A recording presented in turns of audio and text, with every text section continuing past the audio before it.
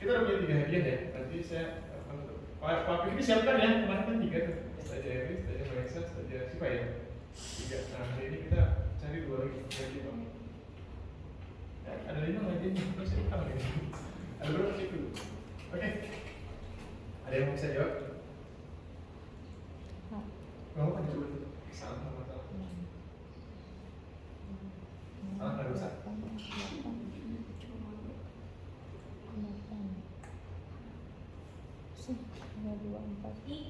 Kenapa sedikit? Boleh dijelaskan? Kan turun berarti mundur, jadinya mundur 4. Oke, hari itu kan maksudnya 8. Mundur 4 berarti 4. Berarti kalau turun mundur ya, kalau naik nambah. 8 kurang 4 kan 4. 4 tambah 3, 7. 7 itu yang benar ya? 6. F mak 6. 7 itu B. Iya. F itu 6. Iya, maksudnya. Berarti nggak masuk. H itu kan 8. 4 jadinya. Terus 4 jadi D. Nah 3 jadi G ya maksudnya, bukan ya? Kurang ya? Harusnya kan naik 3 berarti ke G ya, bukan G. Tapi sudah oke, artinya Sejessica mencoba polanya kalau turun itu artinya dikurang, naik ditambah. Operasi itu kan nggak cuma itu. Operasi itu nggak tepat. Nah itu juga bisa kan? Atau kali dengan tambah, atau tambah dengan bagi kan bisa juga. Maksudnya 4 operasi itu kemungkinannya ada 12 loh. 8, 6, 7. Oke. Jawabannya simpan dulu aja ya. Oke. Gimana? 1 kan berarti 8. 8. Terus dibagi 4 2. 8 bagi 4 2. Oh, turun dari bagian. Oke, kalau naik Ini dikali 2 dan 3, 6. Oke. Lulus ya? 6 ya? 6. Berarti kalau naik tadi dikali 6 kali 2. 12. Turun dibagi 4. 3. Naik 3 kali 5 15. 15 turunnya? Wah, dulu jarang main ABCD nih ya. Saya kok sering doang enggak udah dari berasal gitu ya. Ya, jawabannya O. Dan jawabannya betul huruf O. Yang tepat ya. Dapat saja. Oke. Ini yang anak tepat. Bayangkan anak pas SD menjelaskan sama posisi gini. Saya mau gara-gara itu. Ih, anaknya hebat ya. Saya tanya, kamu suka matematika nggak? Suka Pak. Wah, alhamdulillah. Semoga aja berkembang nanti. Hanya ada beberapa anak yang ya sifatnya itu coba-coba tapi nggak mau ngomong dari mana ya, pengen aja Pak dapat C, dapat K. Tapi saya lebih suka anak yang mencoba salah daripada yang cuma jawab tapi hanya sekedar biar kelihatan jawab aja gitu. Tapi ada loh anak yang bisa menempatkan persis itu. Bayangkan, saya sampai info seperti ini sedih. Saya punya tantangan nih. Ada yang punya kertas lembar, boleh saya satu kertas. Ini kalau tantangan yang 6 kan udah biasa ya. Semoga aja. Yang kemarin ikut pelatihan berarti jangan jawab ya. Mungkin beberapa yang sudah tahu lah. Mungkin yang belum tahu boleh silakan jawab. Dengan satu spidol, satu saja ya tidak lebih, dan satu kertas, bagaimanakah kita bisa membuat lingkaran di permukaan kertas ini dengan titik di tengah, tapi tidak mengangkat ujung spidolnya? Contohnya, kalau saya buat lingkaran di permukaan papan tulis, saat saya ingin buat titik mau tidak mau, saya angkat untuk membuka titik, kan gitu kan? Atau sebaliknya, saya buat titik tengahnya dulu, saya angkat buat pinggir lingkarannya, kan gitu. Nah, bagaimana di kertas ini lingkaran tidak harus sempurna ya, dengan titik di tengah, tapi tidak boleh mengangkat ujung spidol. Silahkan boleh kalau mau coba. Yang tidak boleh, ini yang contoh yang tidak boleh ya. Riki, boleh nggak? Kan pas kayak gini kan? Itu anak-anak loh. Saya cuma gara-gara aja. Riki, boleh nggak? Nggak ada jari-jarinya nah. Lingkaran nanti kita begitu ya. Nggak ada jari-jarinya Riki ya. Riki, boleh nggak? Ada lingkaran nanti pernah. Saya tuh kadang-kadang sama anak-anak. Ya, karena gurunya juga sih dulu mereka kreatif. Saya oke kan kreatif mereka, tapi tidak memenuhi syarat ya, karena hanya lingkaran itu adalah tepi lingkarannya. Jangan salah mengartikan. Ini tuh nggak masuk dalam lingkarannya. Lingkaran itu bagian ini aja. Hal ini baru pusat. Nanti ada jari-jari. Lingkarannya kayaknya lingkaran. Makanya buat lingkaran. Tadi kan idenya dilipat seperti apa saja? Supaya dipraktekkan. Jadi ide yang di kepala itu dituangkan.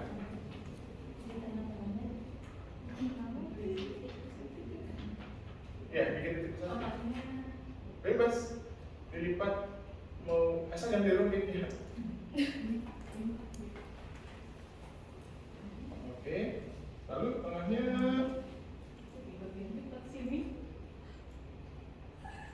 ibu sendiri kan? Oh, juga. Oh.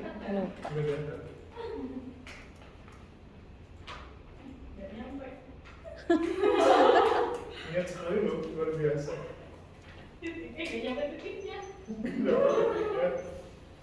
Tapi saya tahu, saya paham idenya. Jadi saya itu inginnya apa? Jadi kalau saya inginnya itu saat sudah buat garisnya, nah di ujung garisnya itu bagaimana caranya titik ke tengah? Ini tuh bawa ke tengah. Dibayangkan ke tengah. Jangan gitu. Tapi kita kasih plus dulu luar biasa ya.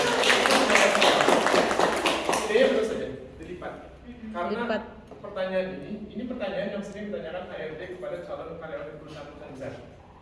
Sanggup nggak calon karyawannya memecahkan permasalahan ini? Karena ini hanya bisa dijawab di kertas, tidak bisa ditulis. Hampir saja. Karena jawabannya adalah ketika kita lipat begini saja. Ujungnya di. Jadi kita tebalkan.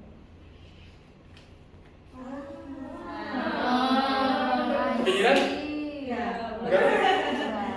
Karena saya biasanya kalau anak-anak kita itu mengapa tidak mampu menjawab? Karena saya ingin merubah cara berpikir mereka yang selalu bilang sesuatu yang nggak bisa mereka lakukan. Nggak bisa Pak? Jadi possible. saya bisa. I am possible. Kenapa? Karena dari era Rasulullah, dari bahkan sebelum Islam masuk, itu sudah terjadi. Dari zaman Nabi Sulaiman saja sudah ada ilmu yang namanya teleportasi. Kita aja yang nggak tahu caranya. Asif bin Barkia itu memindahkan singgasana ke Balkis pakai ilmu teleportasi. Kita nggak tahu caranya doang. Kalau Ifrit memindahkan sebelum baginda bangun dari singgasana, Asif bin Barkia sebelum baginda berkedip, sebelum baginda berkedip, tiba-tiba baginda itu mana ilmunya? Cuma kita nggak tahu. Sama Allah dilakukan ilmunya supaya apa? Mungkin saya nggak tahu ya. Allah yang kita tahu. Apakah biar manusia nggak sombong, biar nggak disalahgunakan? Kita kayak di mata yang muka kan enak kayaknya gitu ya. Tapi kan yang baik yang kayak gitu. Kalau yang nggak baik tiba-tiba muncul di berangkas bank itu kan nggak enak juga kan. Jadi banyak hal yang kita itu nggak tahu, kita bilangnya impossible, mustahil. Padahal Allah bilang pun banyak.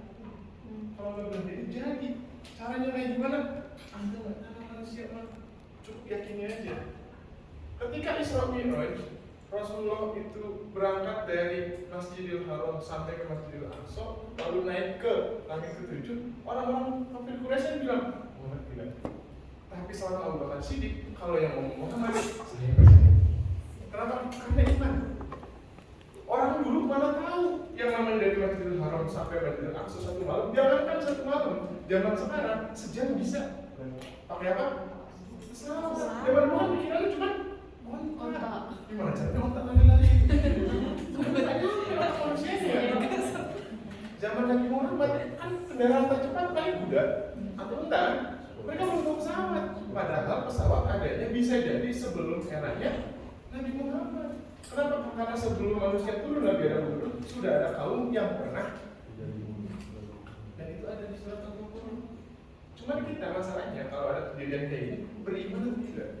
Itu apa kalau ada aturan anak-anak Pak, jangan tanyakan dulu, taati dulu. Nanti kalau sudah paham bisa baru Pak, saya mau istilahnya Pak. Kenapa begini ya Pak? Nah itu boleh tuh.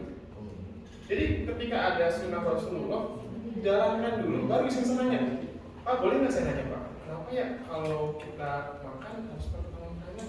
Kenapa tangan kiri aja? Kenapa ya kalau kita masuk kamar mandi kaki kiri? Itu boleh ditanya, tapi jalankan dulu. Pertanyaan nanti. Kalau kita kan jalan kayak kaum Bani Israil ya, sedikit nanya. Kalian bawa ya sembelih sapi, sapinya warna apa? Sapinya betina atau jantan? Ujung-ujungnya kan ribet sendiri kan? Padahal kan tadinya cuma suruh sapi aja ujung-ujungnya sapi ini harus beginilah, harus beginilah. Yang bikin ribet siapa? Ya mereka. Kenapa? Karena kebanyakan nanya. Tapi kalau di eranya Rasulullah, para sahabat itu kalau Rasulullah udah bilang jalan, Saya cerah. kalau Rasulullah bilang, tapi Rasulullah bilang, kamu lebih tahu urusan dunia. Kalau bukan hal yang terkait keilahian, pasti nanya. Waktu perang yang Salman Al-Farisi, kan Salman yang bilang, Rasulullah ini wahyu bukan. Oh kalau bukan, saya izin dong bersependapat kita bikin parit. Dan itu kan contoh bahwa Nabi Muhammad juga masih keluar sama sahabatnya. Ada pertanyaan, ada ide, silakan diajukan. Tapi kalau tentang urusan tauhid, jangan nanya ya, jalankan aja. Jadi anak-anak itu sesimpel ketika mereka ada pertanyaan yang tidak bisa dijawab, jangan langsung nyerah. Kalian cuma belum tahu, bukan tidak tahu. Jadi kita tugasnya sebagai guru adalah mengubah ketidaktahuan mereka menjadi rasa ingin tahu. Nah, jangan sampai mereka berpikiran bahwa saya nggak bisa. Mereka belum bisa. Manusia itu sebetulnya serba bisa.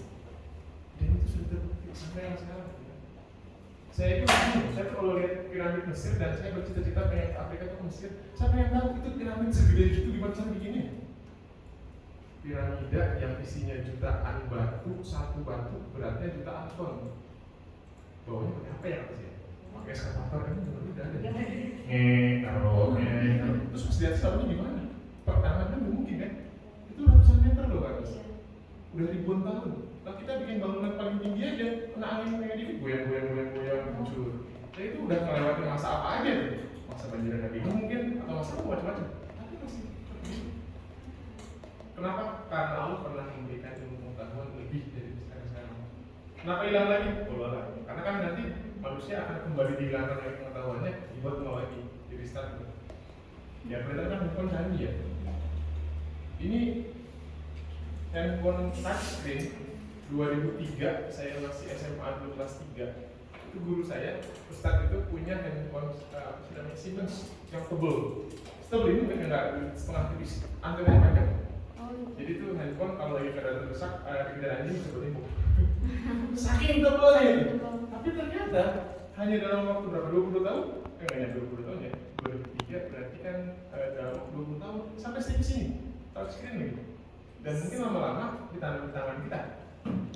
Jadi kalau telepon satu halo, teleponnya gitu. Kan kalau di film-film kan pencet muncul hologram ya. Itu sekarang bisa terjadi.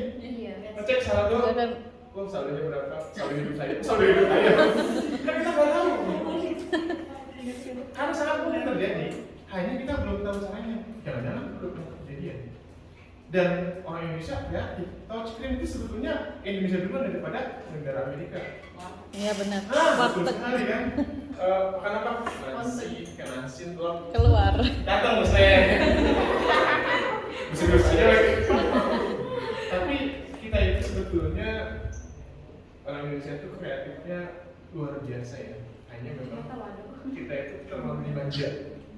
Indonesia itu dikatakan negara yang Allah itu sangat baik kepada Indonesia. Kenapa? Karena sumber daya alamnya luar biasa. Jadi karena dimanja itulah kita tuh dijajah 100-300 tahun tuh kayak anteng-anteng aja gitu ya. Padahal mah enggak semua anteng sih. Ya pulauan tempat cuman kita tuh kayak asa gimana ya, kurang greget gitu. Ya karena kita nggak perlu sama ya. Tanam singkong tumbuh, tanam ini tumbuh juga. Padahal tempat lain ya tanahnya nggak seperti itu atau alamnya nggak sebagus itu. Oke, terakhir saya ingin berbagi kepada saya dan saudara sekalian. Ini pertanyaan terakhir ya. Nanti saya akan closing dengan jurnalis. Tadi saya berkata satu lagi hadir untuk yang ini. Jangan ini gampang ya. Satu lagi. Mana ini? Ini bedanya kalau yang tadi segitiga, sisanya ini nggak ada segitiga. Jawabannya kayak gini gampang. Yang terakhir satu lagi. Nah ini ada 16 batang korek api. Kita diminta membuang 4, nanti tersisa 4 segitiga yang bentuknya harus sama. Kalau tadi kan segitiga boleh beda, wajib sama. Contoh nih, kalau saya buang 10, 15, 27, maka tersisanya berapa segitiga? Saya buang ini, saya buang 6 kan saya kan. tapi ini sisanya harus tepat 4. Kalau ini kan 6.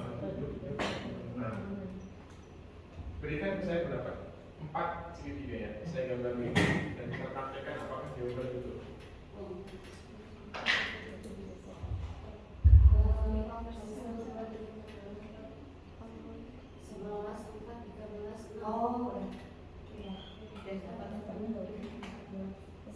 Yang dibuka sama kan? Yep. Yang 11 kata 13 6. Ya sebentar, saya akan dulu. 3, 4, 5, 6, 7, 8, 9, 10, 11, 12, 14, 15. Ya, mau coba. Berapa mungkin? 11 11, 4 13 4, 6. 13, 6. Oke. Kita buktikan 11. Lalu dah buang pada dapur. Empat. Ntar segitiga sini. 13, 6. Ini namanya 4 jajar gini yang saja. Dibuka 4 saja. Segitiga. Belum. Dapatkan 4 segitiga. 1, 2, 3, 4, 5, 6, 7. Ya. Iya. Coba dulu ya. Masalah salah urusan nih. Berapa? Ini belum tepat ya. 2 7 10 2, 7, 7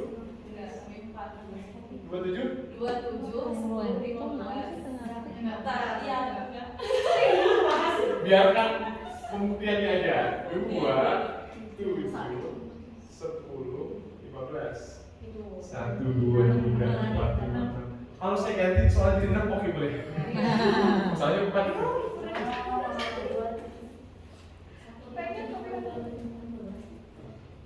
7. Ada lagi? Ini masuk. 1, 2, 14. Oke. Kita hapus. 1, 2, 1, 2, 7, 14. 1, 2, 3, 4. 5. Saya ganti ya, 5.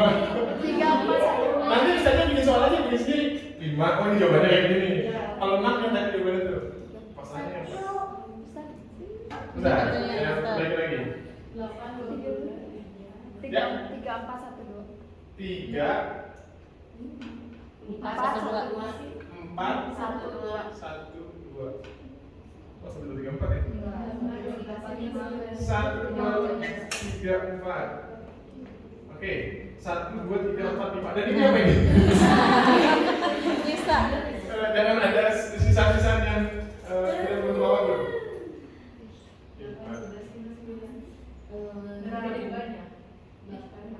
Berapa? Berapa? Boleh ini? Nanti hadiahnya kasih orang. 3 8 14. 3, 8 14 sama itu 9. 3, 8 14 9. 14, 9. 1, 2, 3. Oke, karena teman-teman sudah tahu jawabannya, ada satu jawaban lagi. Nah, saya bisa. Oke, perhatikan polanya, karena jawabannya dari pola ini. Ada satu cara lagi. Ada dua cara. Oke ya, ini jawabannya kayak gini ya, perhatikan. Oke, sekarang saya buat lagi. Satu lagi. Saja. 3 8 10 15. Ini sudah oke, karena ada dua jawaban. Memang ada dua jawaban. 3, 8, 10, 15. Ada yang 1, 2, 3, 4. Lupa ada garisnya.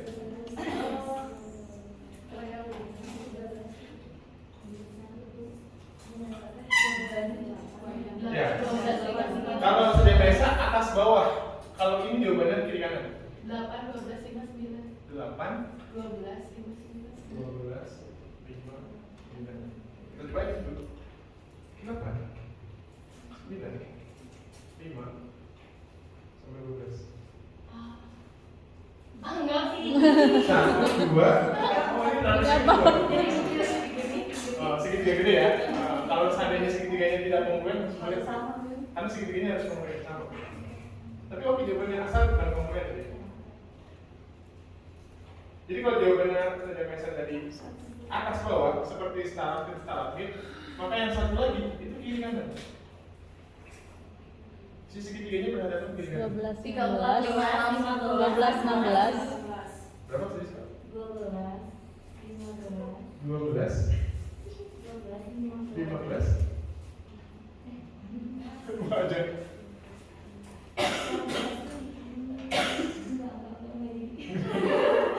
12 12 Ada mana dulu?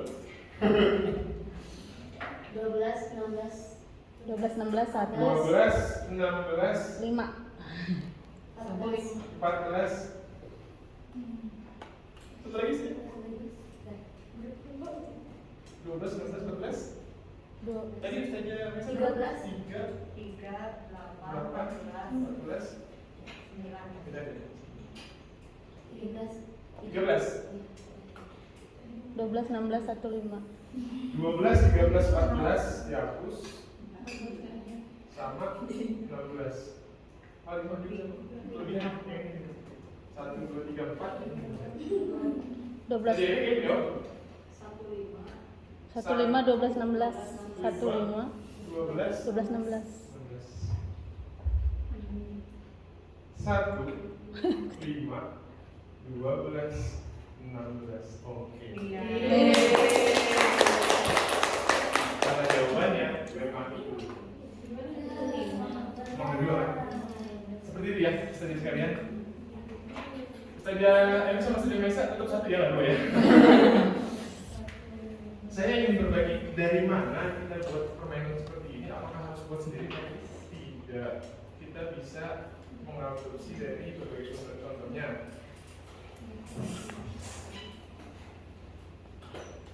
oke, Made in English. Oke. Nanti di tampilan paling awal, kita bagian paling atas, pilih yang Made in Logic Puzzle. Oke. Jadi saja itu ada 24 permainan dari IQ Brain Teaser sampai Thanksgiving. Sesuai tadi contoh ya, saya ambil IQ Brain Teasers. Yang kita mainkan tadi itu kan ada 4 level ya. Nah yang kita mainkan itu adalah level 1. Nah itu juga bisa banget level 1. Contohnya ini level 1. Tadi yang kita mainkan itu yang nah ini kita klik lagi. Nanti kalau mau mundur tinggal klik mundur saja ini. Langsung dalam bentuk PDF. Nanti screenshot atau di cut paste-nya di PPT. Gitu aja. Kan gambarnya atau mau langsung di print warna juga nggak apa-apa. Ini soalnya contohnya, ini soal nomor 1, soal nomor 2, 3, 4. Nah, contohnya soal nomor 1. Jadi saya kan belum tentu tahu jawabannya. Nah, yang paling penting adalah ada ini nih. Nah, ini kalau ini. Dia bisa di. Tapi pas ngeprint jangan sekian. Jawaban sekian kok kamu tahu? Ada kunci jawabannya saja. Oh gitu ya. Enggak keren kalau jadinya gagal keren kan? Oke, itu contohnya. Atau boleh juga. Ini kurang pas.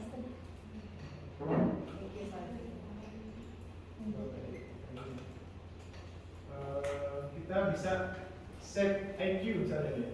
Contohnya tadi ada set IQ ini bisa melatih anak-anak untuk kayak gini. Klik soalnya. Nah, ini yang kita main tadi nih. Jadi kasih anak kan mereka sudah ngisi. Ini berapa, ini berapa. Nah, nanti kalau kita ngeceknya, kita tinggal pakai kertas yang bawah. Nah, kan asik tuh. Ya, salah. Emang tadi tahu? Tahu dong, bentar ya. Nah, iya salah. Jangan kayak gitu. Harus yang kecil lagi gitu. Ya, salah. Dia salah. Perbaiki yang ini, perbaiki yang ini. Jadi kita yang penting ada kunci jawaban. Dan ini semua gratis. Jadi mau di print langsung boleh atau kalau saya kan saya unduh lalu saya cut and paste di PPT-nya. Dan itu semua bisa disesuaikan. Anak kita mau latihan di level apa? Jadi levelnya itu disesuaikan. Ada level beginner, ada yang levelnya istilahnya hard, intermediate. Contoh lainnya yang menarik adalah bahasa ini yang tadi matchstick. Ini di handphone juga ada sebenarnya. Saya tuh kalau anak-anak kan zaman saya ngajar tuh mereka masih senang game online. Sebelum ada PUBG dulu ada apa namanya permainan online. Mereka nggak bisa dilepaskan dari handphone. Maka cara saya adalah anak-anak kalian unduh game ini ya. Saya tulisin dulu. Sudoku, matchstick, itu ada di handphone. Pak Riki saat ini level 150. Setiap kalian melewati satu level, kalian akan dapat bonus bintang 3. Jadi mereka main gini.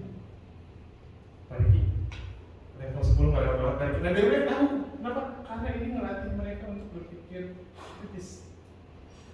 Bayangkan ya, ada soalnya mungkin saja kesel di jawabannya. Lihat kanan. Move to, pindahkan 2, and remove 1, dan pindahkan 1 batang. Jadi pindahin 2 pari kaki. Jadi ambil 2 batang, lalu bukan ambil ya, pindahin. Harus tetap di situ, cuma dipindahin aja. 1 dibuang supaya dapat 1. Move to and remove 1 matchstick to get 1. Pindahkan 2 batang pari kaki dan buang 1 batang pari kaki supaya dapat 1. Ini kan sepintas kita mikirnya gimana caranya dapat 1. Buangnya minimal ada 3 tambah 9, minimal 12 dong dibuang. Padahal yang dibuang cuma 1. Dan pas kita tahu jawabannya, ada jawabannya. Itu jawabannya. Ngeselin kan? Come to get 1. Itu 1 loh. Kan bisa teman ya? Iya, Gak salah sih. Gak salah. Tapi itu yang membuat anak-anak jadi berpikir kritis, berpikir kreatif. Karena terkadang soal itu tidak melulu pakai rumus. Ini contoh yang salah pakai rumus. Kalau masih kurang, kita lihat itu ada banyak permainan lagi. Misalnya carinya presiden, yang gila coba. Ini yang situs aneh-aneh aja sih.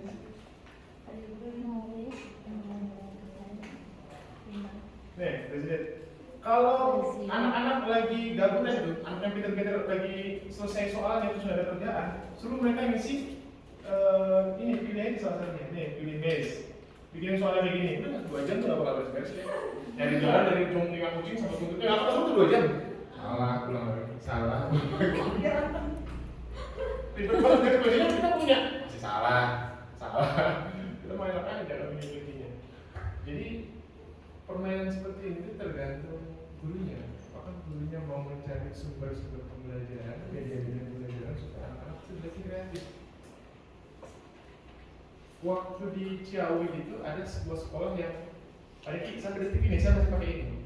Dan itulah alasan anak-anak kalau lagi libur tetap mau datang belajar. Dia kan ada klub ya. Kenapa? Karena mereka kan soal kayak gini kan. Kan soal kayak gini nggak saya kasih waktu. Cuman saya kasih buat ibu dan mereka senang.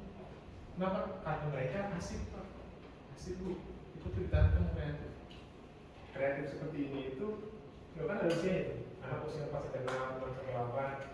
Jadi kasih yang ini pas sampai 6, ya kalau pas 6, 7, 9 lah kalau pas 4 sampai 34 ini lah 8, kelas 4 sampai kelas 5, mungkin kelas 34 ya, ini kelas 5 ke atas. Disesuaikan aja. Sekali lagi pembelajaran matematika itu kunci menyenangkannya ada pada gurunya. Dia salah satu ikhtiar gurunya. Gurunya punya SBI, gurunya kan saya kasih juga SBI nya, saya lupa kopi dia. Ada setidaknya ada 40 SBI. Silahkan dipilih mana yang dipraktekkan. Tapi praktek ya ilmunya. Kenapa? Karena kalau tidak dipraktekkan, ilmu itu hanya mengendap di kepala. Al ilmu bila amalin, ya asal jadi nggak sama nih. Kita tuh kayak pohon tapi nggak ada buahnya. Nah, kalau kita pengen anak-anak kita merasakan manfaatnya, yuk sekecil apapun ilmunya dipraktekkan. Supaya anak ngerasain asik ya, besok pagi bawain apa lagi ya. Sampai saya nyediain tebak-tebakan hanya untuk anak-anak mau semangat datang sekolah. Tadi besok ada apa nih? Sebelum belajar, anak-anak di tengah hutan banyak pohon. Kalau di tengah laut banyak ikan, di tengah sawah ada apa ya? Orang-orang sawah bukan, bangun bukan. Pak buruk klik ya betul. Kan mereka suka kesel kan? Oke baik besok gantian saya bawain orang lagi jawab ya boleh sebelum belajar ya. Hanya itu aja. Bagaimana mereka itu menunggu hari hanya untuk itu 5 menit paling. Sekarang belajar ya siap. Nanti potong lagi balik nanti ya sebelum selesai jam pelajaran malam atau sebelum pelajaran tadi. Itu simpel sebenarnya. Ini yang terakhir saya ingin berbagi tips yang kemarin Pak Fakri sudah sampaikan, tapi mungkin belum di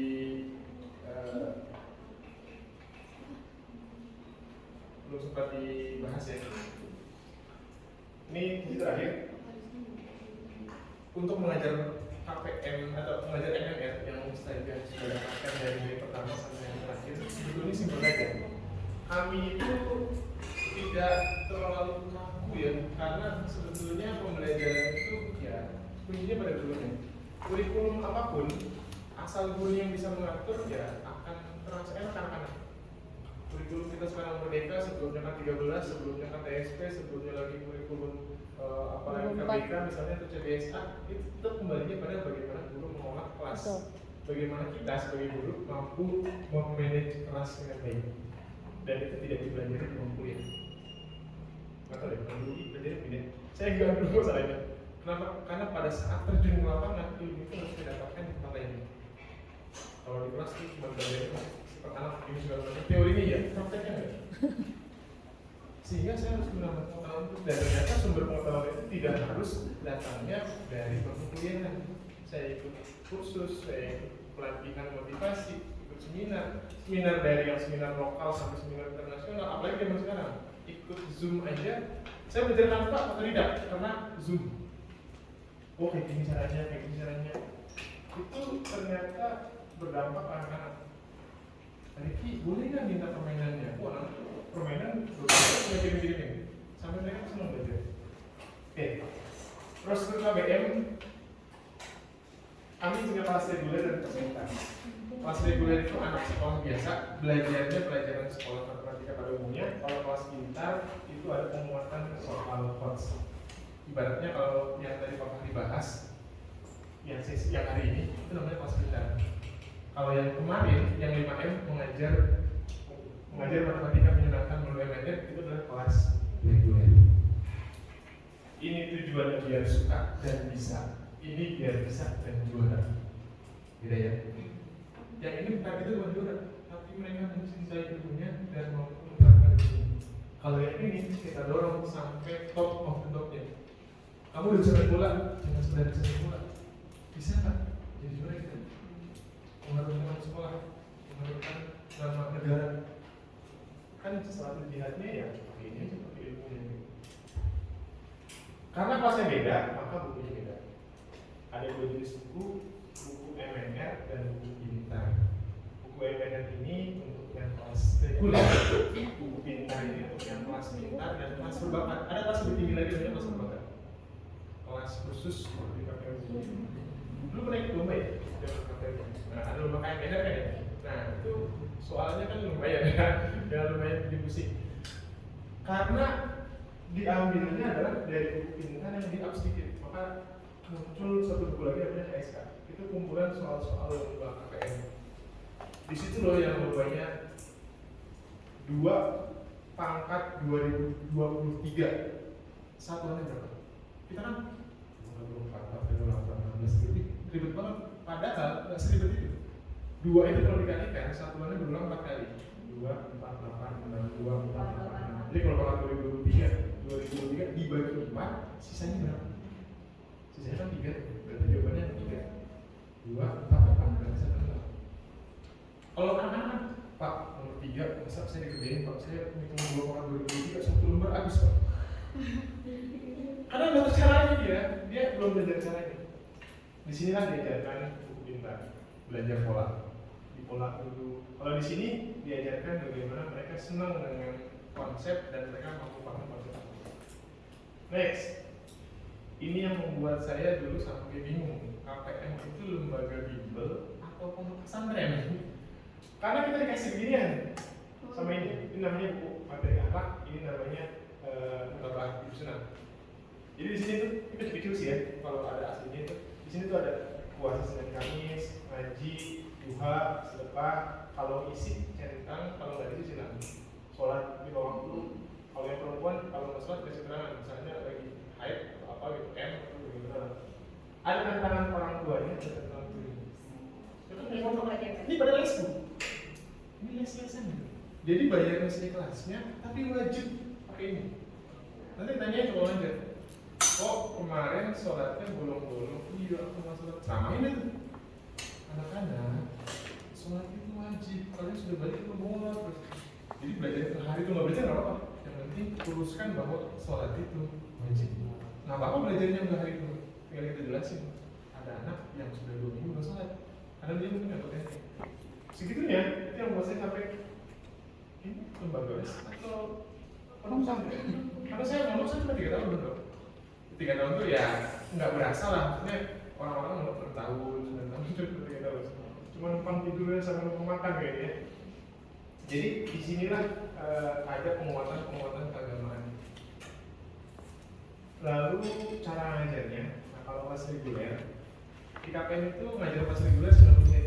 Kalau di kelas kan mungkin SD 2 kali 35 ya. Kalau setiap waktu berapa? 2 kali 35 atau 2 kali 30? 2 kali 35 ya? 70 ya berarti, tapi kan lebih sedikit. Nah kalau ini kan di tempat les, jadi 90 menit seperti ini, skenario-nya pembukaan, pembelajaran, penutupan.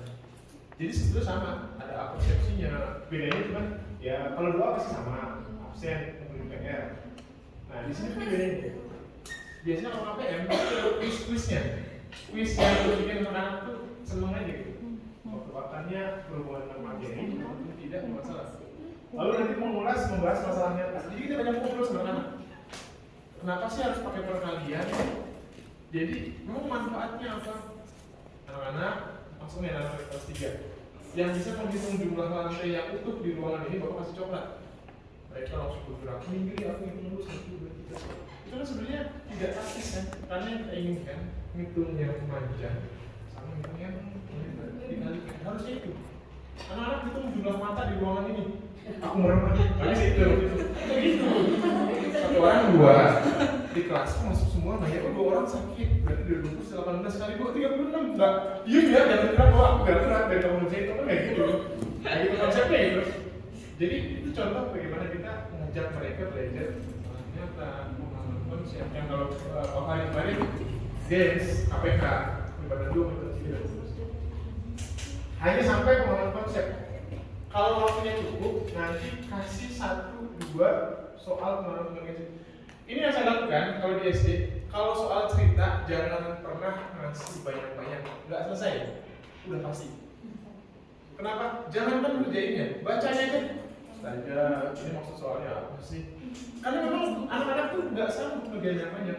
2-3 saja itu sudah banyak.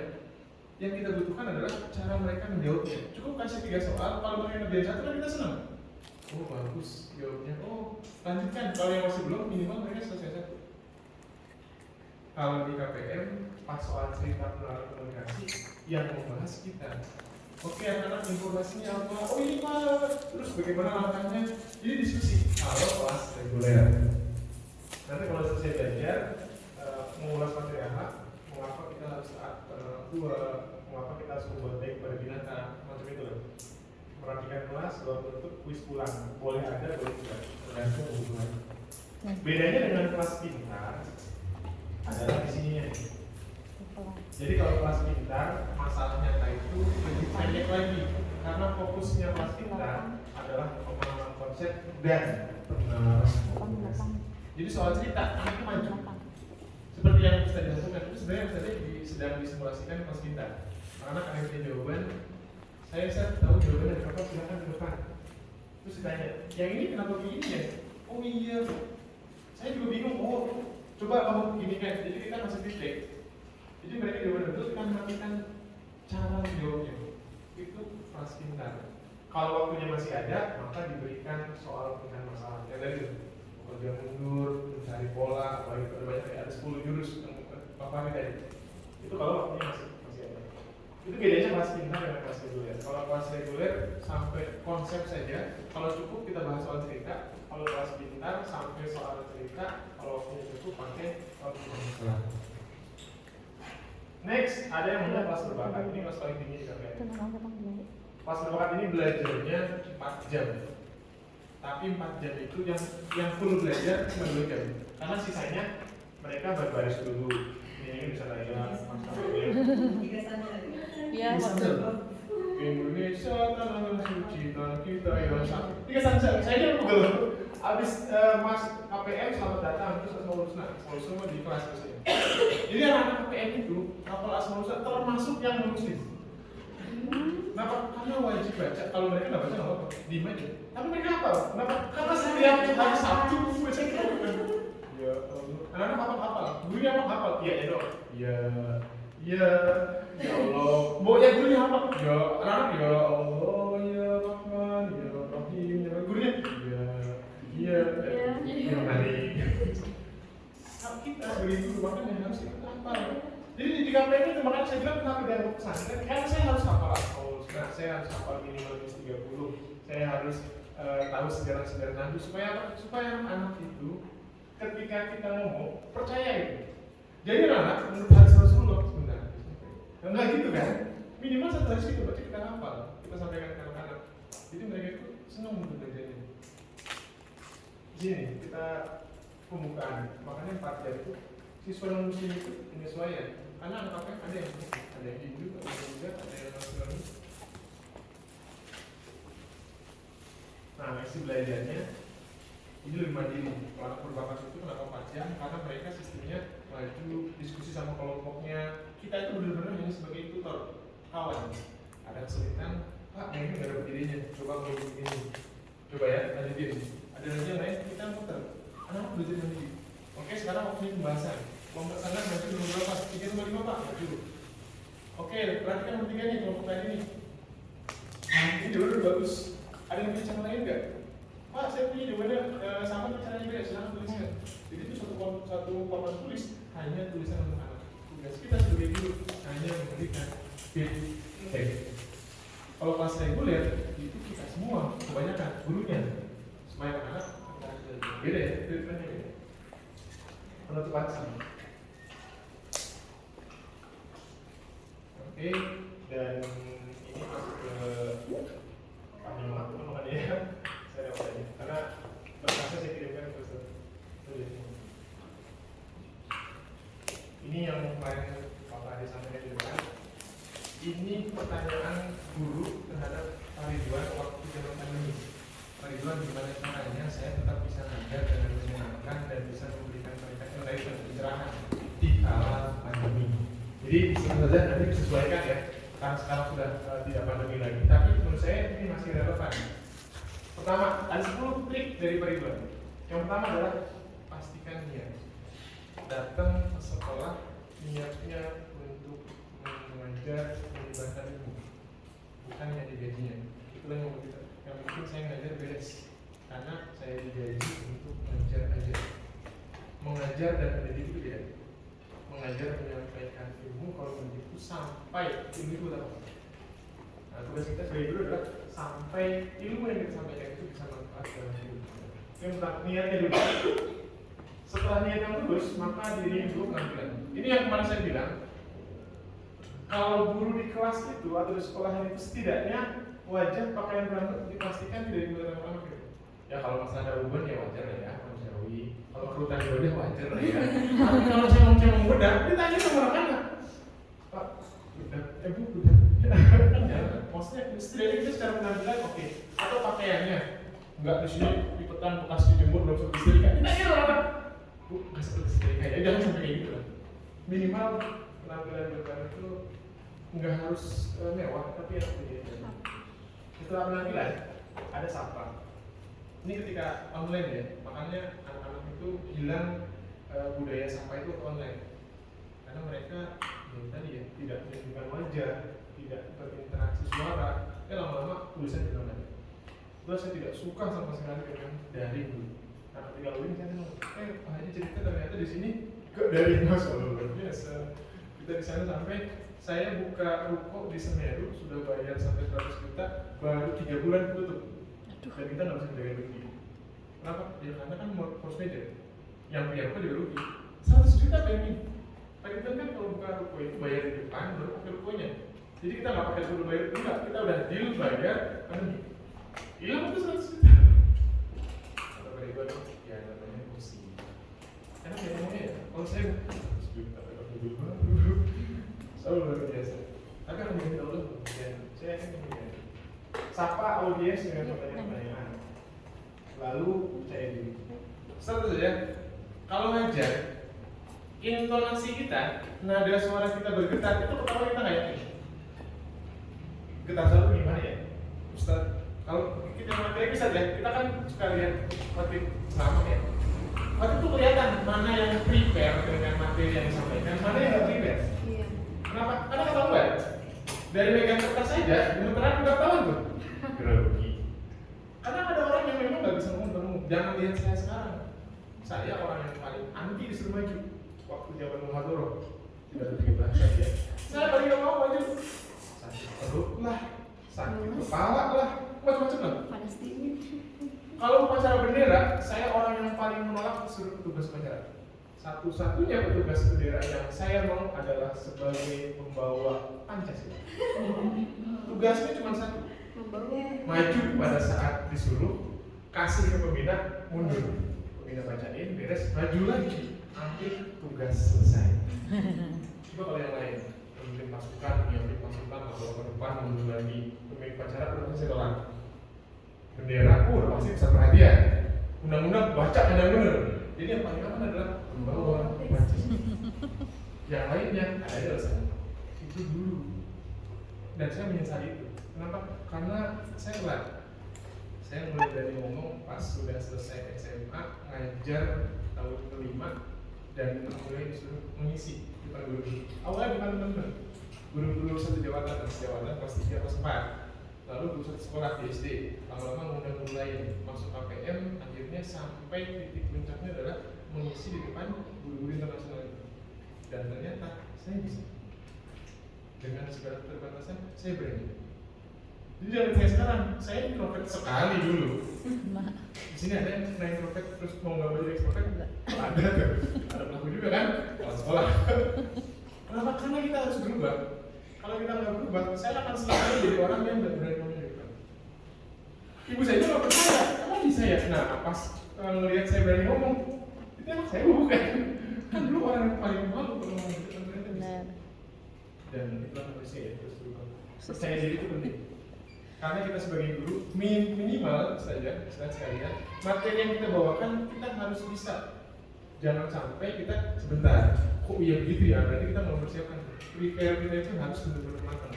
Persiapkan pertanyaan dari anak-anak yang mungkin akan keluar. Jadi guru itu tidak harus menuntut bisa semua pelajaran, tidak. Tapi yang diajarkan saat itu minimal dikuasai.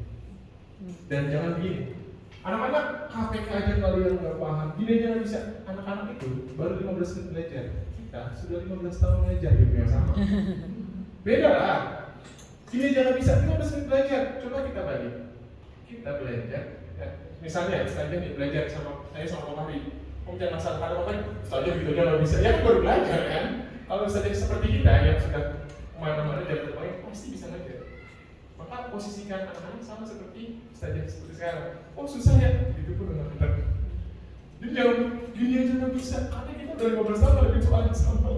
Bosan itu. Karena anak-anak ya. Maksudnya apa? Ulang dulu saja. Karena mereka nggak paham, bukan karena mereka istilahnya bodoh, bukan. Mereka tuh butuh cara yang tepat supaya masuk otaknya. Dia ngapain sih? Kebayang nggak sih kalau ada anak kelas 1 atau kelas 2 penjumlahan kenapa sulit buat mereka? Mereka nggak mampu merepresentasikan soalnya 1 tambah 2 waktu TK 1 apel atau dengan TOEFL 1 spidol ditambah 2 spidol. Caranya pun di TK-nya adalah dikumpulkan 1, 2, 3 namanya membilang. Nah kalau di SD pakai cara kayak gitu, jangan salah kayak 1 tambah 2 dikumpulkan. 1 tambah 2. 1 tambah 2. Tapi bisa diapain Ustaz? Kan nggak tahu mereka. Karena nilai, makanya jembatannya adalah semi konkretnya pakai gambar. Gambar apel 1, gambar apel 2, ini gambar apel 3. Lambangnya baru. Jangan kita maksain 4 kursi dibalik. Kursi yang mana yang baliknya kayak gini? Di rumah saya kursi bakso semua. Kan nggak ada senderannya. 7 harus ada kitanya. Di kalkulator 7 begini. Tuh di kalkulator ada kitanya sih. 8 begini nggak boleh kayak gini, kayak apa? Nggak boleh salju. Di kalkulator kotak-kotak. Kita tuh kadang-kadang terlalu fokus pada hal yang tidak substansial. Lambang itu ya tergantung makanya angka Arab apa nah begini. Gitu ya, misalnya saja ya. Kita harus tahu mana yang memang dibutuhkan pada itu. Next, fokus. Ini karena waktu ngajar online. Saya kalau ngajar online nggak pernah ngeliatin layar, kameranya. Siapa yang enak? Pak itu lagi ngeliatin saya ya, karena saya liatin fokus kameranya. Jadi kan mereka ngerasa saya liatin. Itu susah loh. Ngajar online itu kan kalau sekarang kan saya bisa liatin mata-mata saya lihat apa ya. Tapi kalau ngajar online bayangkan, kalau kita ngeliatin muka anak-anak, anak-anak tuh nggak mesti diliatin. Kenapa? Karena pas anak-anak lihat gurunya sedang makanya selama ngajar, saya tuh liatin kameranya, itu susah. Bayangkan artis atau aktor Hollywood ya, lagi acting peran naik naga, padahal aslinya itu bukan naga, itu boneka hijau, nahan ketawa dia. Kenapa? Karena pura-pura terbang. Tapi kan mereka bisa, kita jadi guru, apa susahnya acting gitu? Anak-anak, anggap aja itu lagi anak-anak ngobrol sama kita. Dan mereka kan ngerasa, jadi memang istilahnya diajak ngobrol sama kita aja. Tapi kalau kita nggak kayak gitu, itulah mengapa saya kalau dengerin Mbah Jumat, saya dengerin dulu penceramahnya. Kalau penceramahnya tidak tidak interaktif, pasti ngantuk ya. Apalagi kalau full baca ya. Nah, full baca untungnya jamaah nggak boleh keluar. Kalau keluar pas nengok udah nggak ada jamaahnya. Kalau tarawih begitu. Jadi itu kita sebagai guru di kelas fokuskan pada anak. Kalau di Darul Ma'arif 20 ya. Apanya? Siswanya per kelas. Ada yang 20, ada yang paling banyak 27. Oh, oke. Itu ideal ya. Sekolah negeri 40. Itu yang di belakang apa ya? Bakal dapat perhatian guru? Kayaknya enggak ya. Karena saya sekolah negeri dulu di SD dan SMP. Jadi kalau duduknya paling belakang sudah wassalam lah. Maka duduknya di depan. Kalau mau gitu ya. Nah, kalau di sekolah SD itu insya Allah 27 bisa tercover. Ini kan 20 kan pasti kelihatan semua lagi. Lagi ngapain, perhatian atau tidak, atau benar tahu ya. Jadi fokus pada pandangan. Berikutnya adalah melakukan kesalahan. Pernahkah guru salah mengajarkan konsep? Pernah. Pasti pernah, karena saya juga. Pertanyaannya, pernahkah kita minta maaf? Belum tentu. Kenapa? Anak-anak, kemarin Bapak ngajar salah. Bukunya tuh salah. Oh, bukunya salah. Buku itu ada editornya. Dia kalau mau terbit itu udah pakai verifikasi segala macam. Bukunya salah. Padahal apa salahnya? Anak mohon maaf, kemarin ada konsep yang keliru, kita perbaiki sekarang ya. Biar anak paham. Gurunya juga Manusia. oh, kalau salah minta maaf ya. Oh, gitu. Anak belajar. Jangan bukunya salah ya. Kan jadi kesannya kita itu nggak boleh salah. Pokoknya selama di kelas Pariki, peraturan cuma 2. Peraturan pertama, Pariki selalu benar. Kalau Pariki salah, tidak peraturan pertama. Jangan kayak gitu ya. Kita dipraktik. Oke, next. Maaf. Bercerita. Kelas istimewa, kelas tertingginya KPM. Kelas reguler, kelas indah, kelas yang mengajarnya tadi 2. Itu membahas soal paling cuma 5. Dari 5 yang dibahas paling cuma 2. Sisanya ngapain? Cerita. Buat apa? Menanamkan vokal. Dan itu yang diingat anak-anak pas mereka kuliah di luar negeri. Apa kesan kamu? Diceritain Pak Ridwan begini dulu, katanya, oh kalian semua akan pergi ke luar negeri. Waktu lesannya masih dikatakan bersama di rumah beliau, kontrak. Kalian semua akan ke luar negeri. Anak SD dia ngobrol gitu. Tapi pas kuliah, detik ini semuanya belum luar negeri. Coba itu sesederhana itu kan cerita. Yang kemarin saya cerita Iva ke Korea, ada lagi yang bukan matematika, bahasa Indonesia. Bahasa di luar Supraja. Kalau mendeklarasi puisi, kita gurunya pasti nangis. Zaman dulu Palestina awal-awal dibacakan kita nangis. Nah itu apa segala macam. Tugas kita sebagai guru sederhana. 2, kamu harus jadi baca puisi. Pertahankan kemampuan kamu, kembangkan suatu suatu saat kamu pasti akan menjadi seorang developer yang baik. Itu dia kelas 5. Pas kelas 7-nya itu si Diwa membacakan puisi lagi. Kita dapat kabar biasa aja kan ya. Masalahnya dia baca puisi di depannya Pak Susilo bang bacain puisi. Nah kita jadi dia ketemu Pak RT aja, dia nggak ada. Kita ketemu presiden. Itu yang membuat saya sampai bilang ya Allah, jadikanlah aku bermanfaat. Murid-murid hamba yang menginspirasi aku, bukan kebalikan itu ya kan. Dari situ saya bilang, wah kalau begini terus kayaknya anak-anak yang lain lama ya terinspirasinya. Satu orang, dua orang, harusnya saya menginspirasi mereka. Itulah mengapa niat saya jadi guru itu adalah menyebarkan bermanfaat. Bahkan saya banyak cerita. Anak-anak Pak, kan hari ini kita selesai materi, boleh nggak aku cerita? Cerita tentang apa? Tentang kehidupan. Kayak gitu. Jadi supaya anak-anak itu lebih hidup lah. Matematika itu tentang otak kiri. Berhitung, analisis. Otak kanan itu kan tentang gambar, seni, cerita gitu. Biar balance. Kalau kita full ngajarin hitung-hitungan, itu keluar kelas kita beda. Berat semua. Kenapa? Pusing belajar semua lagi. Angka semuanya. Apa tulis semua angka semua. Karena mereka itu terlalu dominan, jadi juga nggak bagus. Kan kayak kemarin kan, kucing hitam, nah itu kan biar apa nyambung. Pakai jembatan selesai, kasih gambar, kasih video. Itu videonya banyak di YouTube. Betul tadi kayak lagu paling yang mereka kita burung kutilang. Tadi anak sekarang nggak kenal lagu itu. Ya udah kalau bisa, gurunya mengubah lagu siapa hari ini bikin kayak gitu bisa nggak? Ya kalau bisa silakan. Oh jadi banding-bandingin, emang kalau bisa silakan aja. Karena zaman kita kecil kan lagunya ya. Zaman kita kecil, zaman anak kecil sekarang nggak kenal mereka. Kayak kita gunung, kakak tua, layang-layang. Bisa lagi ya. Zaman kita kecil, zaman anak sekarang kan nggak tahu ini lagu apa sih bu? Saya tahunya lagu itu yang kemarin tuh udah dibanding-bandingin kayak lagu bikin liriknya disuruh aja. Saya belajar tasbih nyangkut gitu gara-gara dulu tangis gara-gara itu pakai lagu. Lagunya ada lagunya kekinian lagi supaya masuk otak gitu. Kan mungkin yang belajar kimia tau kan yang tabel dari konsultasi itu kan pakai gitu yang kalimat tersebar kan kita apaan sih kalimat tersebar nah pas lagi diubah kalimatnya itu kan jadi oh iya gitu kan sama tuh kucing hitam dalam mobil desi cenderung mandiri diganti Pak itu kan sekian panjang kalau sekian berat kucing hitam dalam garasi desi cantik makin glowing kan bisa aja pintar-pintar kita seperti itu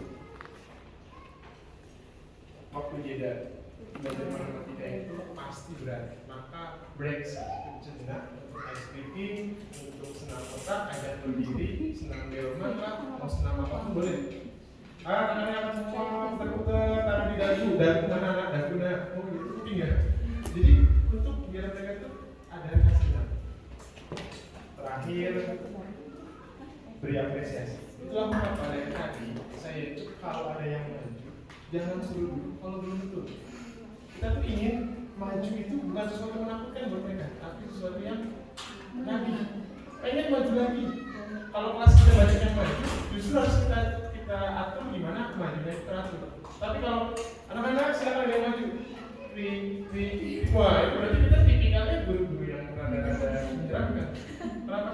Maju salah berdisenang tengah waduh nggak ada mendingan saya tempat itu kan berarti menyeramkan apresiasi gitu gitu. Punishment reward tetap jalan, tapi punishmentnya ya yang sesuai lah. Misalnya waktu tulis dalam seminggu, usin ruang kelas selama 3 hari. Kalau suruh berdiri jongkok, ya kan udah bagus tuh. Walaupun kita pernah kan ya, saya termasuk yang terus nih pojokan satu angkat kaki, angkat di kuping, berdiri gitu kan. Zaman sekarang nggak bisa. Kalau Ustazah mau viral silakan. Saya nggak mau. Oke, ini terakhir. Jadi pada bulan itu selalu meng-closing statement itu memberi penguatan. Jadi anak kita hari ini belajar apa?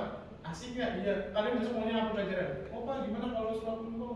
Jadi ada closing supaya kesan di akhir belajar itu terbawa sama mereka. Nanti emaknya nanya di rumah, hari ini belajar apa Kak? Oh tadi aku bakal dong, materinya seru. Nah hari ini belajar apa? Dulu datang ngasih soal halaman 10 nomor 1 sampai 5 terus ke kantor datang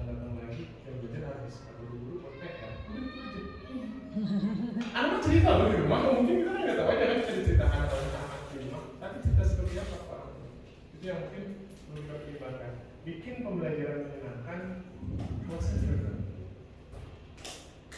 Lain ini bonus hari dulu kan baru kemarin ya 29 November. Tadi mungkin punya pendapat masing-masing, punya alasan masing-masing untuk menjawab pertanyaan ini. Mengapa Anda menjadi seorang guru? Kalau di dalam hari yang saya dengar, setiap guru di sini adalah guru Al-Quran. Apapun yang pelajaran apa, basicnya adalah Al-Quran. Dan itu yang diterapkan para sahabat dulu. Sebelum belajar ilmu apapun, maka pelajarilah Al-Quran. Kalau Al-Qurannya hatam sampai habis, sekarang lebih mendukung lagi pelajaran lain. Mau sampai oh sudah ada Al-Quran sejak ini, baru sudah tinggal dari situ. Jadi kalau pertanyaan mengapa jadi seorang guru, saya guru terpaksa. Jujur, guru terpaksa. Terus tak punya uang buat kuliah, ditawarin aja, ambil lah. Sudah lulus, sudah ngajar, terus ngapain? Ngajar Al-Quran aja di masjid, ngajar Al-Quran. Tapi kan saya belum sertifikat, ngajar. Dulu kan masih bedanya apa sampai jadi pro sampai terakhir saya banyak sampai punya sertifikat Quran. Demi apa? Kalau ngajar jangan nanggung. Sudah tersertifikasi dulu kita. Atau bahasanya kalau ngajar Quran, nah ini nanti urutannya ke siapa nih riwayat mau kira siapa nih sekalian gitu kan? Biar memang kita ada ya istilahnya enak lah gitu ya dapat ilmunya dari sana gitu. Jadi kalau misalnya pertanyaan jadi guru, buat saya dulu, saya adalah guru terpaksa. Jatuhnya karena tidak ada pilihan lain. Tapi 3 tahun mengajar, keterpaksaan itu berubah menjadi semacam hobi baru. Nggak ngajar sehari itu, anak-anak tuh lagi ngapain ya? Besok tuh bikin apa? Seperti itu. Sampai saya berpikir, besok belajar ini, gimana caranya nih biar asik ya? Sampai saya beli kaset tentang lagu-lagu mat.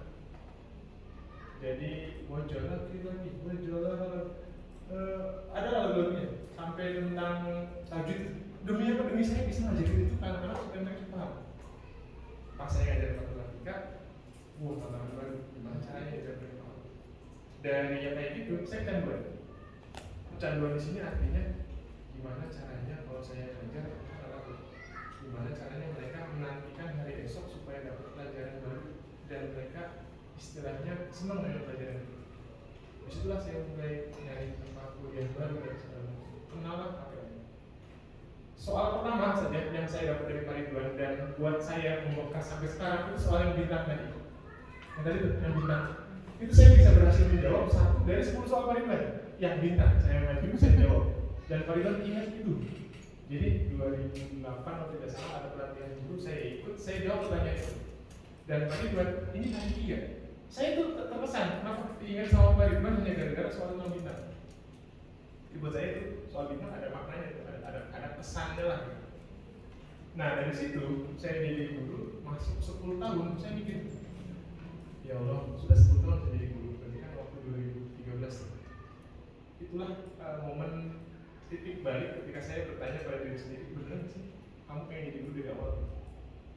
Kenapa? Karena buat saya, jujur, gajinya nggak mencukupi. Laki-laki kan, waktu itu saya sudah harus memikirkan tentang pernikahan. Cukup gajinya. Tapi ternyata nikmat Allah yang harus disyukuri selain tentang rezeki adalah karunia yang tadi dia. Dapat kerja, tempat kerja yang dekat itu rezeki. Dapat lingkungan yang saling bertemu kebaikan itu rezeki. Bukan hanya uang gajinya. Dan 10 tahun saya rasakan begitu. Seandainya saya nggak ada di sini, nggak tahu saya jadi apa. Mungkin tentang langsung saya jadi PNS. Ibu saya itu masih dorong saya PNS selama 10 tahun. Dan saya waktu itu ugal-ugalan. Di situ juga mungkin ibu belum ngasih izin saya buat nikah. Karena saya anak pertama dari 6 bersaudara. Namanya doang tunggal. Adiknya banyak. Kan saya nanya, apa nama saya tunggal? Adik saya 5. Tunggal kan artinya 1. Bukan, 1-1 ini artinya. Ya udah terima aja, bukan nama enggak sih. Jadi itu yang membuat saya bertanya-tanya, apa iya saya sanggup menafkahi istri kalau cuma jadi guru? Titik berubahnya kenapa kayak itu pada bilang, rezeki tidak hanya gaji. Kalau Anda punya kemampuan, kembangkan lalu tetap di situ. Jadi waktu saya masuk KPM, saya kenal Pak Fahri, guru-guru hebat itu segala macam. Kan kemampuan saya meningkat dong. Pak Ridwan bilang, kalau Pak Riki jadi pelatih hebat dan olimpiadanya masih meningkat, sekali-kali jangan kuliah di sekolah. Itu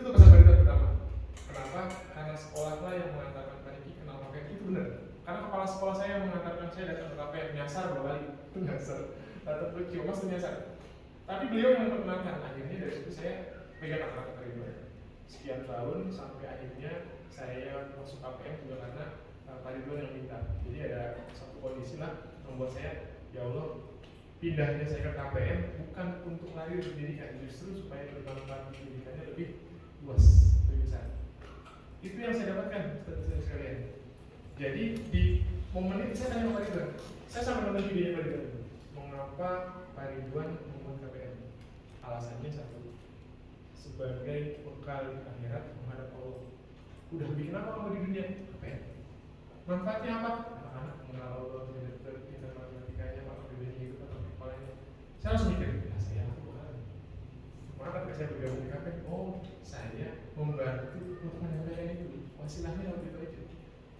Justru saya titik balik lewat KPM sampai ibu saya akhirnya memutuskan adik saya itu lulusan STAN 1 tahun langsung ditempatkan di pusat di Kementerian Keuangan langsung di Jakarta. Doain, saya yakin doain. Kenapa? Karena yang lain pada bayar, kami nggak bayar spesial pun. Kalau nggak bayar biasanya ditempatkan di Papua. Ini langsung di Jakarta. Ditempatkan di situ sebulan pertama itu kalau pulang ke rumah bawa macam-macam barang-barang. Bawa ibu, ini apa? Kata ibu kan. Ini dikasih sama perusahaan begini segala macam. Kerjaan kamu apa? Kerjaannya adik saya itu. Dia istilahnya merekap laporan keuangan perusahaan. Jadi ini gilanya ini. Perusahaan itu supaya pajaknya nggak gede, maka mereka rela membayar petugas pajak dengan cara apa? Satu, bibi saya yang udah senior dikasih uang 1 kardus Indomie cash. Bayar berapa hari? Tapi itu uang laporan 1 miliar harus dibuat setidaknya maksimum paling 100 juta. Dia dikasih uang 1 kardus Indomie. Atau pernah mobilnya parkir di depan rumah, mobil baru, suruh tanda tangan dong. Gila. Tapi caranya gitu, laporan perusahaan yang 5 miliar dibuat di 1 miliar. 4 miliarnya dihapus, diputihkan, diganti mobil. Mobil berapa sih? Nggak nyampe 1 M kan? Nggak. Gila. Di sini ibu saya bilang, cukup 1 aja anak mama yang jadi PNS. Oh, saya bebas. Masuk apa ya? Oh, boleh masuk apa ya? Boleh. Ridho mama ya? Iya.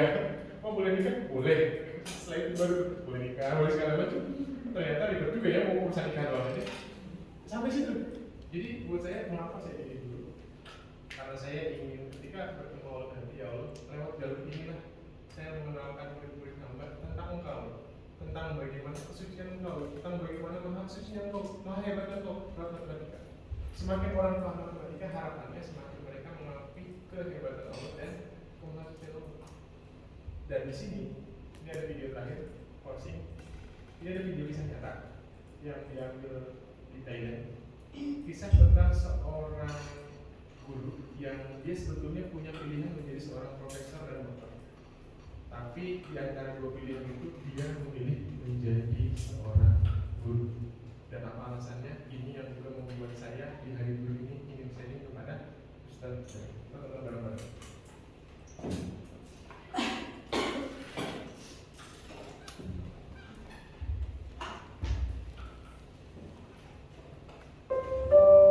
อีก100 ปีข้างหน้าพระอาทิตย์ก็ยังตกแล้วก็ขึ้นใหม่ทุกวันเราเองก็ต้องก้าวเดินไปข้างหน้าใช้ความรู้ที่มีทำประโยชน์ให้กับผู้อื่นนี่คือคำพูดของครูที่บอกพวกเราเสมอ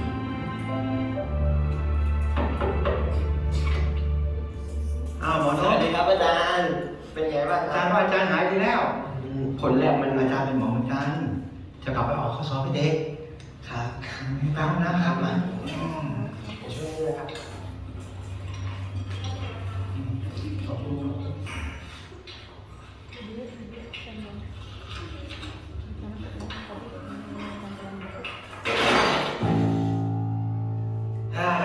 เห็นตัวคิสมันขาด แหมสมก็เป็นอาจารย์อนาโตมีเลยนะคะ ขอโทษนะคะคุณหมอหมดเวลาเยี่ยมแล้วค่ะ โอเค พักผ่อนเยอะๆนะคะอาจารย์ เดี๋ยวผมออกไปนะครับ สวัสดีค่ะบ๊ายบายค่ะ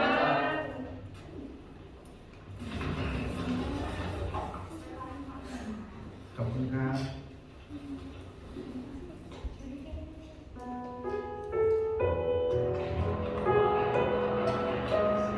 ค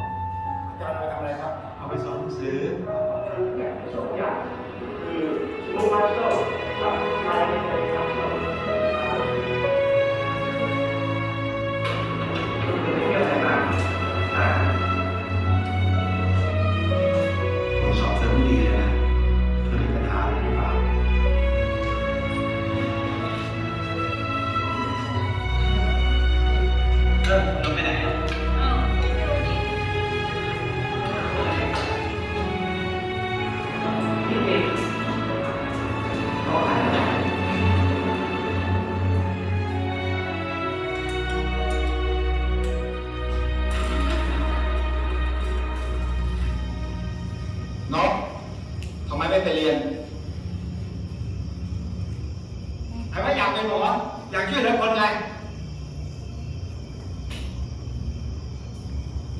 ผมเนี่ยนะ สภาพแบบเนี้ยนะครับอาจารย์ที่จะช่วยเหลือคน ตัวผมเองผมยังไม่รอดเลยครับ พ่อแม่ผมก็ไม่มีต่อให้ผมจบเป็นหมอได้เนี่ย ไม่มีใครมาภูมิใจกับผมแล้วครับ อาจารย์เนี่ยจะภูมิใจ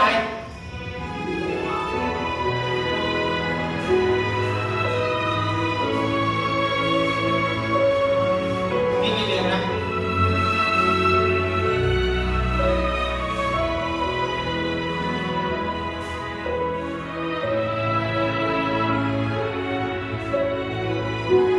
นานมาแล้ว ที่เราได้ยินคนเปรียบเปรยอาชีพครูว่า เป็นเหมือนเรือจ้าง จริงๆแล้ว ครูทำมากกว่านั้น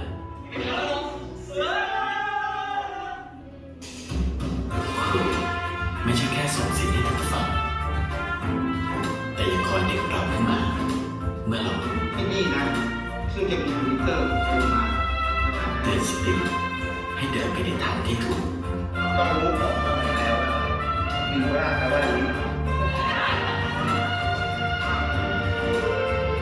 พยายามถ่ายแต่ทำไม่ได้ และปลูกฝังคุณภาพของการให้ด้วยการทำให้เห็นเป็นแบบอย่าง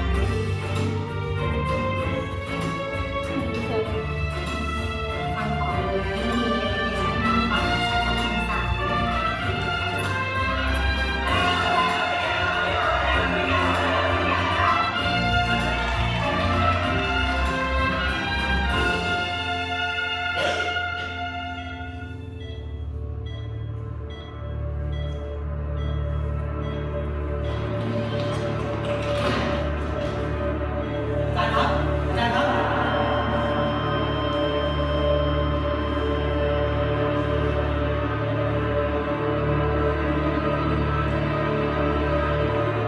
์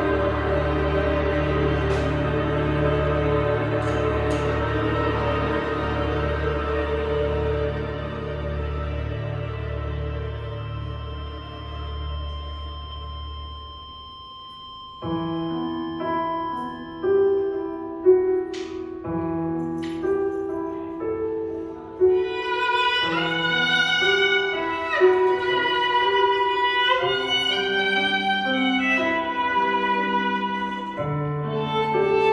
บอาจารย์ครับ ถูกนะครับอาจารย์ผมไม่เชื่อเลยครับอาจารย์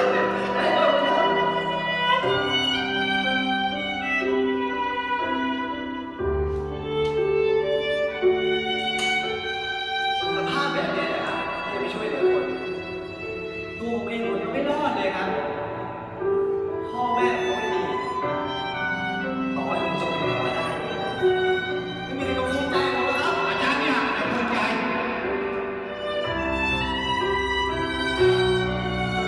ลิงล่าแปลว่า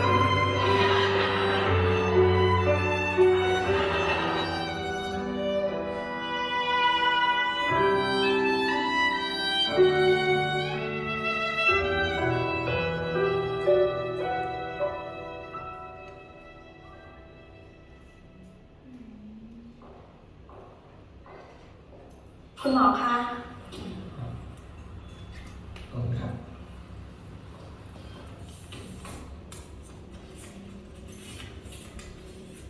นก เมื่อจดหมายฉบับนี้ถึงมือนก ครูคงจากไปแล้ว และนั่นทำให้ครูบอกนกได้ว่า ที่แรกที่คนตายจะเดินทางไปถึง คือการได้เข้าไปอยู่ในความทรงจำของใครสักคน แต่จะเป็นความทรงจำที่ดีหรือไม่ ขึ้นกับสิ่งที่เราปฏิบัติกับคนคนนั้น ขณะที่มีชีวิตอยู่ ตลอดชีวิตมักจะมีคนถามว่าครูเรียนหมอแต่ทำไมมาเป็นครู จริงๆอาชีพครูกับหมอนะเหมือนกันอยู่อย่างหนึ่ง คือใช้ความรู้